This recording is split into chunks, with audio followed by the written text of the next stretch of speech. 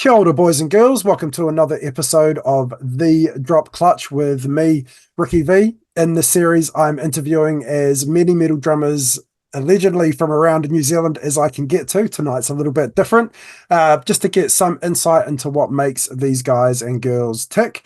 Now, tonight's episode is a little bit different, but extremely special. I have the drummer for arguably New Zealand's current leading export in the metal scene, with their album release last year, garnering huge responses around the world from all of the biggest promotions and magazines and websites and all that, and great responses from other members of the metal scene as well. I have Anthony Coota of Blindfolded and Led to the Woods. Anthony, how we doing, bro? Kia ora. What's Hey. going on, my guy? Oh, bro. Absolute pleasure. Oh, well, the pleasure Thank you for is having me mine. on. No worries at all, bro. Thank you so much for being here. So, Anthony, to get us started, why don't you tell us a little bit about yourself, about your history? Give us a bit of a rundown about Anthony, please. Be my honor, man. So my name's Anthony Coota. I've been playing drums for 16 years now. This will be my 17th year coming up. I really think drums are the best instrument, man. They're the oldest instrument. They've been gathering people, for many lifetimes by many campfires. And I'm so lucky to, be where I am in terms of this time. Drums has come such a long way. Look at people like Matt Gasker and even Stu, who also is in Blindfolded and Led to the Woods. Man, there's some unreal drummers out there. So I'm really blessed to be drumming in this time and the accessibility of the internet. I've been drumming all different styles of music. I mostly got into metal because of my cousin. I got a kind of a cool story when it comes to drums. I actually didn't want to play drums. My cousin, Anthony, he offered me a drum kit and I was like, nah, I don't want a drum kit. I don't want that. Drums. And then he kept pushing me. He's like, take it. I was like, no, I don't want it. Eventually I gave in, being my older cousin. And yeah, man, it totally changed my life. The drums came to me when I was like 10. And yeah, bro, it's totally changed my life. Yeah. Oh, fantastic. Well, you kind of mentioned there, how you got started drumming in terms of your cousin giving you a drum kit. But how did it grow from there? What kind of spurned that fire? Man, I started playing some Metallica and some Korn. And I remember coming back to my cousin and saying, is there anything heavier than this?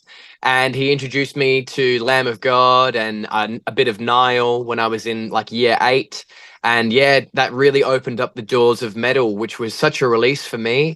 I've had so much exposure throughout my career of drumming now. I've just completed 3 years of studying jazz at the Adelaide Conservatorium, and that's been the best thing for my playing, man. Although I've been an angsty metalhead my whole life, and I've loved, the brutality of extreme drums. It has totally, my career has totally expanded, having opened up to the world of jazz and having opened up to the world of music theory. Oh God. Oh God. Fucking theory, Jesus. So obviously you've just done 3 years learning jazz. Were you self-taught before then, or had you had teachers throughout the years? I had teachers throughout the years. My first drum teacher was Rob Boundy. Awesome drum teacher. He led the drum corps at my school, like the marching band. I was on the cymbals. I was a little cymbal monkey for a while there. Upgraded to snare. I learnt to read a little bit, was very lazy with it, just wanted to play Lamb of God.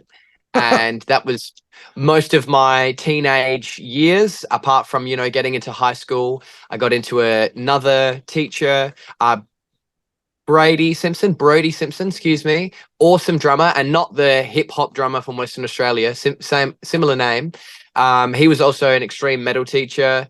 And taught me heaps of like Third is Murder. I was getting into prog, so some Tool and King Crimson we dived into.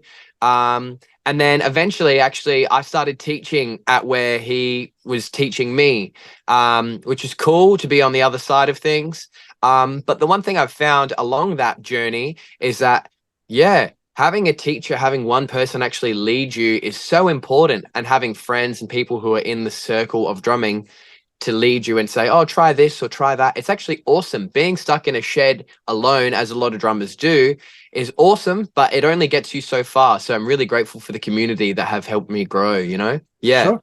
Absolutely. Yeah, man. Absolutely. Now, I've actually spoken to somebody else previously about drum lines and that kind of thing.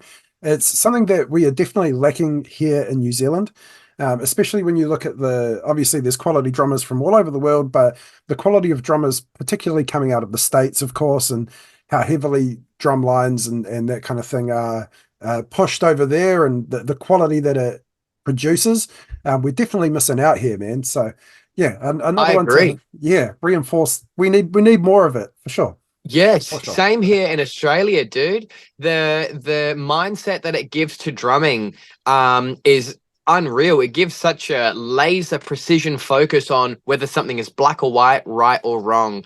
And because you're part of a whole drum line, you have to play your part and you have to play it right. And I think it's one of the best things in music, and actually being objective is a really good thing, because it's cool to improve. It's cool to be better and recognize how to do that. And drum lines are a great medium for that. Absolutely. Right. Now, getting a little bit more specifically onto your influences, can you tell us, please, Anthony, who some of your favorite drummers are and whose style do you think has influenced your playing? Obviously, Blindfolded is its own beast, but just in general, whose style has influenced your playing? Man, first drummer that will always come to mind for me is Chad Smith from the Red Hot Chili Peppers. True. He's a timekeeper. He Oh, is yeah. a machine, bro. And I think the reason why I choose him first and foremost is I love the band, I love the music, but it's totally about serving the music. And I think, as an example, like many other drummers in the rock pop category, Chad does a great job of just laying down the groove, holding the time, making that money, if you know what I'm saying. Yes, for sure. Absolutely. Anybody So else? yeah, heaps, man. Look, that's a real fundamental guy. Look, from then on, man, I'd be ignorant if I didn't mention some of the greats. You know, we've got Bernard Purdy, Elvin Jones, Art Blakey. There's some jazz drummers. Tony Williams. If anyone hasn't checked out Tony Williams, check out Tony Williams, man. He is a god. Sure. And yeah, so that's that more eclectic side of things. But for metal, dude, Thomas Hackett is my Oh, favorite. And I've oh, actually got his drumstick here, man. I caught it at a whoa. show. And yeah, I can't stop listening to him. He is a god. Danny Carey from Tool. I mean, come on, man. Like, don't tell Stu that, because I don't know if he likes Danny Carey. But I I sure do. Sure. There's so many drummers, man. Like I said earlier, Matt Gasker. Yeah, there's heaps. Eloy Casagrande, who just got into Oh, dude. Slipknot. Right. Man, Woo. there are some G's out there. I think I said George Calais, and if I didn't, 10 times over, George Calais. Sure. God. Yes. Yeah, man, there's honestly so many. Lyle Cooper from the Faceless. Oh, yeah. Their first drummer? Yeah. Yeah. Yeah. Oh, something like that. Their first drummer. Um, Man, the list is endless. Sure. But to be honest with you, amidst that endless list, I think that some of the best superior drummers are the old school jazz drummers, like I mentioned, Tony Williams, Elvin Jones. You know, they're just awesome at what they do. And the part that blows me away about jazz drumming is that it's so melodically rich. You could listen to one lick and replicate a whole Meshuggah song out of just one lick. That's the genius of their playing. Sure. Absolutely. Absolutely. Speaking Yeah, of man. Eloy, have you seen I think it was Modern Drummer Festival, where he performed when he was like 14 years old? Dude, that's what Bro, I'm talking about. oh, That's what I'm talking about. it's crazy how many He, people haven't seen that. It's ah insane. yeah, Insane, man. he's been a G for a long time. A long time. 14 playing better than I do now. Like it's ridiculous how good he was Same back then. here. And Man, that's also some of my ignorance as well, because I've got a very westernized music taste. There are some incredible Latin drummers out there Mm, from that Brazilian funk groove, Afro-Cuban drummers. And I know, although a lot of their names escape me at the moment, I know that there's some incredible drummers. With that South American groove, dude. And yeah, that shit fuck you yeah. can't buy. No, Damn. absolutely not. Absolutely not. Right. So, moving on, this question previously has been who's your favorite drummer that you've seen live? But it never sat right with me, and so I've modified it just a little bit. Can you tell us what your favorite drum performance that you've seen has been or is? Whoa, If you could pick one. that's a if I can pick one, hey. Yeah. Um, you know what, man? I reckon oh shit, gee. I reckon the best one that comes to mind is when I was in Germany and I saw King Crimson, which was a trio of drummers. I forget two of their names, which is, what happens, I suppose, which is not good. Anyway, but the number one, probably the best sounding concert, definitely amazing drumming, stylistically, but Gavin Harrison, that Oh, yep. performance was unreal. And the thing is, man, is that like he's not a blast beater. He's definitely, not the most insane technical drummer. His sound and the way he actually plays the notes is just like there's no separation between him and the drums. He is the drums. Like he is that sound creating exactly whatever is flowing through him at the time. And, with all humans, we have a little bit of latency between playing the groove. And with him, it was just immediate. I've never felt the drums so much like I did when I saw him and King Crimson in Germany in 2019. Yeah. Wow. What a fantastic answer. Thank you so much. Yeah. Thanks, Uh, man. Now, this one's been a little bit more difficult for the people that I've asked to answer, which is kind of why I keep asking it. How would you describe your style? Damn. Oh, dude. Can you give me an example? Because I don't know. How would Um, you explain your style, my guy? I would love to well, know. I think of myself as heavy groove, or sloppy but passionate. Is to get a little abstract, but yeah, heavy groove, or thrashy groove. I play a lot of skank beats, and Yeah. I do a little bit of blast beats, but it's not my strong thing. So, Yep. skank beats and groove is my thing. So I'd say thrashy groove. Awesome, dude. I reckon definitely somewhere in the groove, because that groove is fundamental. Um, I'd say technical groove, and you can chuck blast beats in there as a form of technique, or swivel on the pedals Cool. as a form of technique, but technical groove for sure. Yeah, that's what I reckon. The Oh. first answer that came to mind though was I would say I'm a huge thief. I have so many influences. It's hard not to play something and be like, oh, that's a little Chris Adler, that's a Yeah, yeah. little Meshuggah, that's a little this and that. And it's a big melting pot of all of those awesome things. Yeah, yes. My not motto, but something that I've said about my own drumming from time to time is that if you want to hear other drummers' stuff played worse, listen to me. That's yeah. Cool. Damn.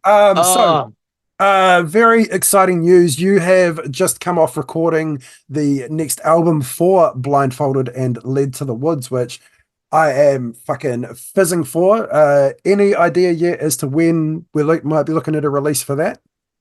well, like you said, we've just put the drums down as of a week ago. Um, So there's so much that has to be done. Editing, guitars, vocals, bass, artwork, and then working with Prosthetic to be a part of their roster to release the album. So I can't I wish I knew. If you find Sure, out before me, can you let me know? Because I want to know. sure. Something tells me I won't know before you, but yeah, sure, bro. If I know, I'll let you know. Um, cool. Well, can you please tell us what the writing process has been for the latest album? Absolutely. It's I believe as my first album with Blindfolded, it's quite stock standard that Stu writes a lot of the material. Being a drummer and a guitarist, he will write guitar parts and drum parts. And as to all the other drummers, like Tim, sorry, the drums have been open to interpretation.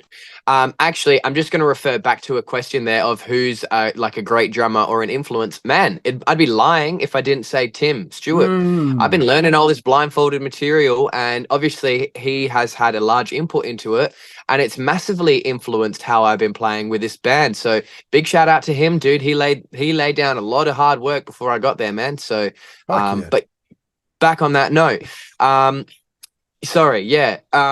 But basically, that's the writing process. Stu writes most of the stuff, and it's cool because on this project, half of the songs he'd sort of written for Tim, and half of them he'd sort of written for me when I got into the band. So there's some half that are, you know, a little bit more stuck like in the groove, and then there's another half where I had a little bit more interpretation and play on later in the arrangement of songs. For me personally, this writing process has been cool because I'm given the tracks with drums, and I can either learn them, which, you know, serves the music, or I can, you know, take a bit of a creative spin on things. And I've, you know, come up with a lot of creative ideas, like I said, of, you know, borrowed and stolen ideas and merged them and fused them into this crazy new, you know, Coota experience.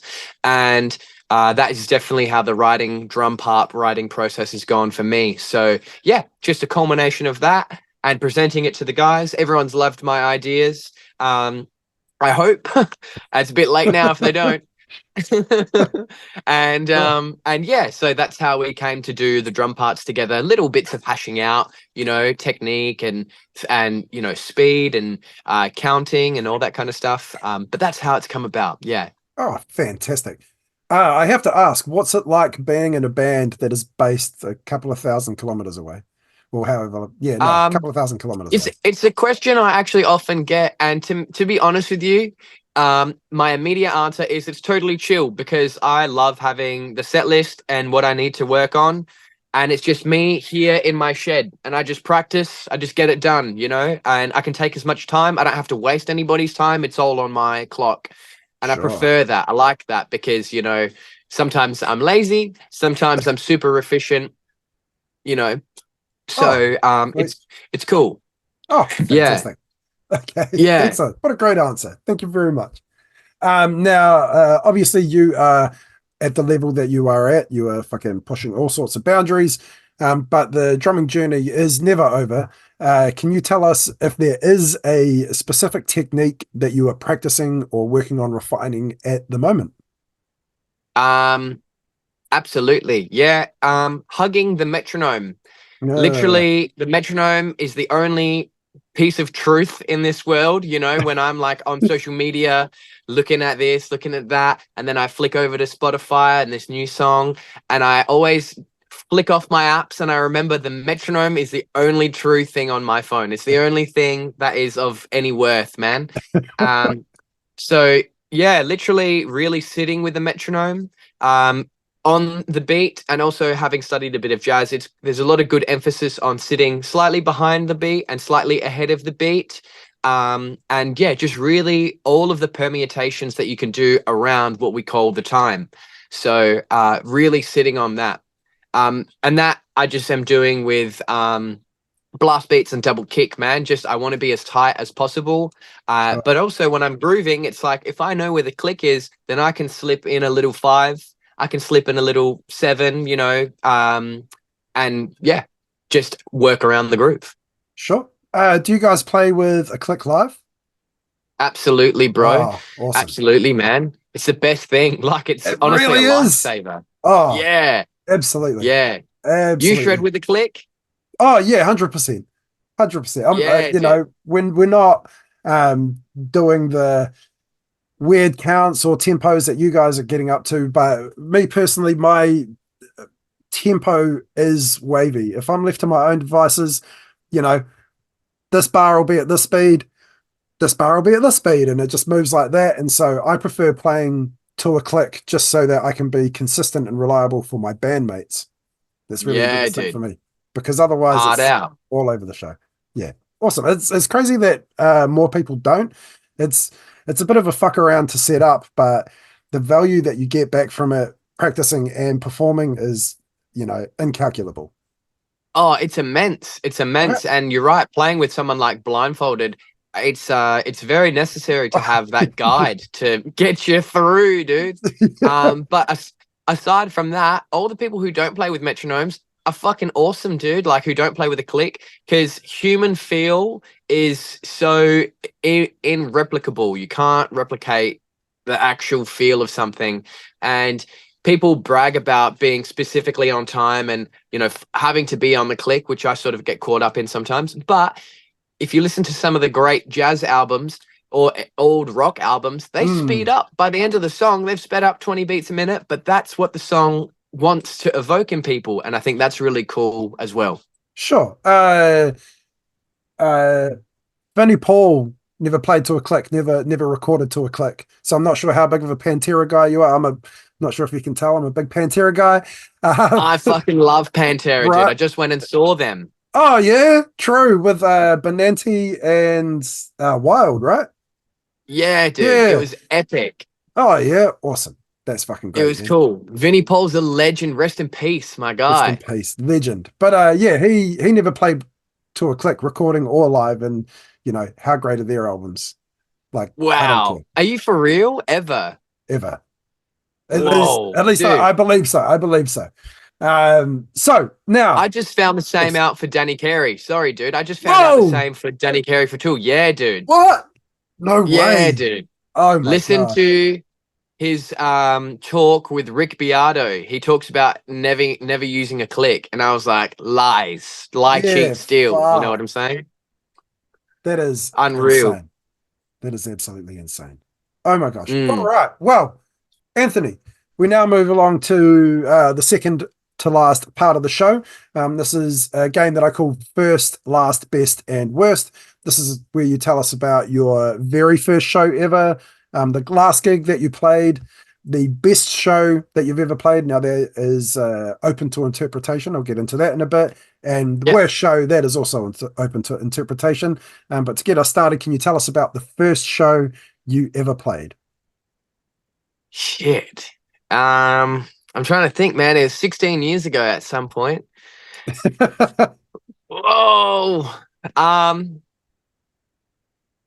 I'm genuinely struggling to remember because I reckon it was at the a venue in Adelaide called the Gov, which is a big venue, but then there's also a small front bar. And I reckon I played with my first band called Far Q when I was 15 or 14, something like that. Jesus. Um, yeah, yes, that was it. Oh, it was probably younger. I think I was like 12 because I was playing in a metal band when I was 13, going into the clubs and stuff. My dad had to take me and we'd like set up my drum kit in the club.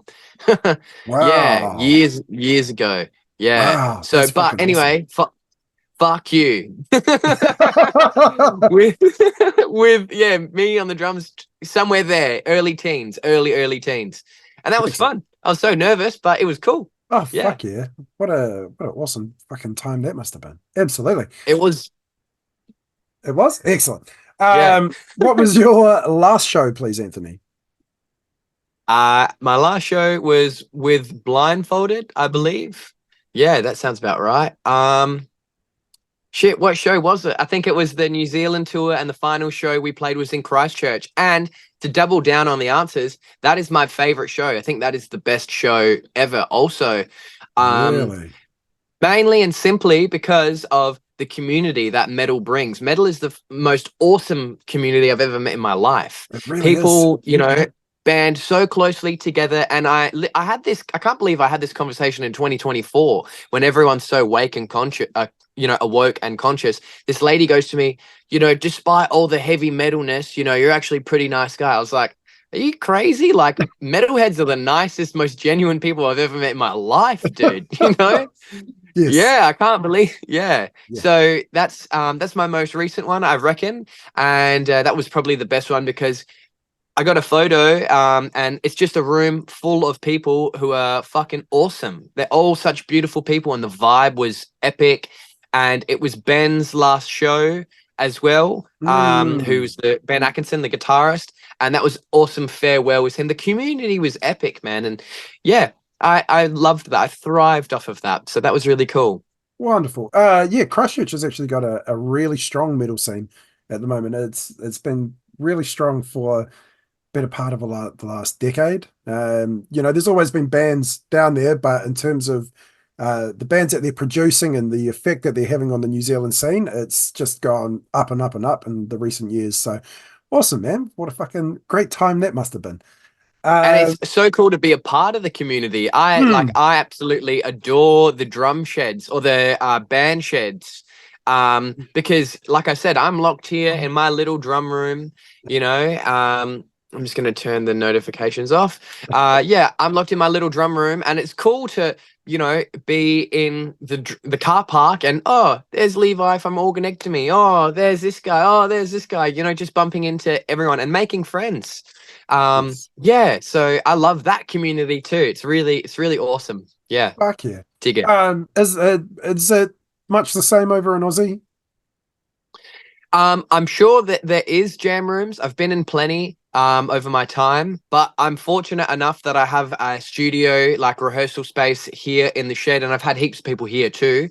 Sure. But now being in a band that's, that many 1,000 kilometers away, 3,000 kilometers away, it's just me over here, bruh. Awesome. Okay, and then moving on to the worst show. Now, this can be the worst show. This can be the worst moment. This can be the worst you played. This can be the worst thing that happened on stage, worst environment. It's open to interpretation. But Anthony, please.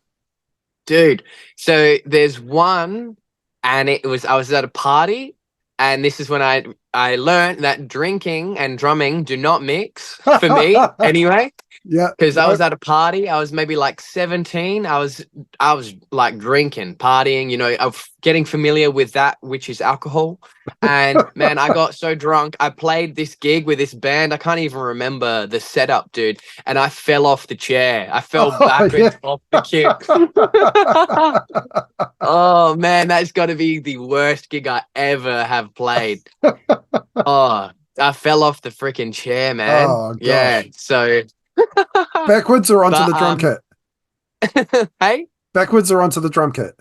No, dude, backwards off of the drum kit. The drums kicked me off, man. They're like, yeah, get out. Get out of here. Oh. And that's when I knew drinking and drumming, no good. Drinking and driving, still no good. But drinking and drumming, even worse. Oh yeah, 100%. All right. Oh gosh. Okay, yeah, drum kit. Fuck off. All right. Alrighty. So, Anthony, we're getting very near to the end of the show now. Very, very near. This is an opportunity for you to make any plugs for anything that you've got coming out, and make any shout outs to any people that you want to make shout outs to. Anthony, sir, the floor is yours. Thank you. Well, first, thank you so much for having me on here, man. It's been awesome. And I've been looking forward to it because I've been watching a lot of your videos, your podcasts. So it's fucking cool to be here. So thanks, man. Oh, thank you. In terms of plugs, number one plug would be the Blindfolded album, but like I'm not sure when that's going to happen. So just stay tuned on all the Blindfolded social media and and streaming platforms as well. A plug is I also have a drumming page, Coota Drums, Coota Drums, on Instagram predominantly, Facebook, TikTok I don't really use, but there is videos there where I pretty much share all the stuff that I like to get up to. And I can guarantee you that once the Blindfolded album is out, I will do some playthroughs and I will do some lessons of some of the parts that I have created in the Blindfolded process. So we'll dive into that together, and I look forward to seeing every one of you there. But yeah, a massive thanks to you. A massive thanks to everyone, all the Blindfolded boys, my parents, the metal community, all of my friends, and all of my endorsements. I'm a very proud endorsee for Meinl cymbals, Sonar drums, Evans drum heads, Meinl sticks, Trick pedals, and I do believe that's it. Yeah. Monolith Studios for precision kicks, my triggers as well. Yeah.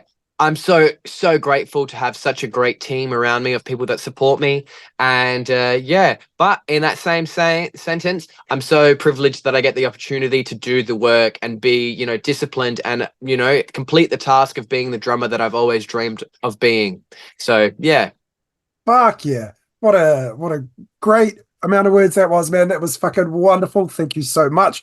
Right. Now you already mentioned your own socials, but can you tell everybody where, I mean, obviously everybody knows everywhere, but can you tell people where they can find Blindfolded and Led to the Woods? Absolutely, man. You can find us on Instagram, Facebook, our main social media points, just blindfolded and led to the woods. It will come up. Yeah, so that's where you can find the guys on the streaming platforms. You'll find us on Apple Music, Spotify, Bandcamp. I don't think we have a SoundCloud, but I will check on that. But yeah, I believe it's all the mainstream servers and streaming services for all the avant-garde progressive death metal needs that we all deeply have. Oh, what a way to send us off. Well, Anthony, thank you so much for being here, man. You are an absolute fucking star, and I really appreciate your time, bro. This has been wonderful. Thanks, man. That's been awesome. And my little message to any drummers watching this, just keep going. Never give up. Just keep going. Just keep going. On that note, thank you so much to Anthony for being here. Thank you so much for watching. This has been the Drop Clutch episode 20 with me, Ricky V. We'll see you next time. Thanks.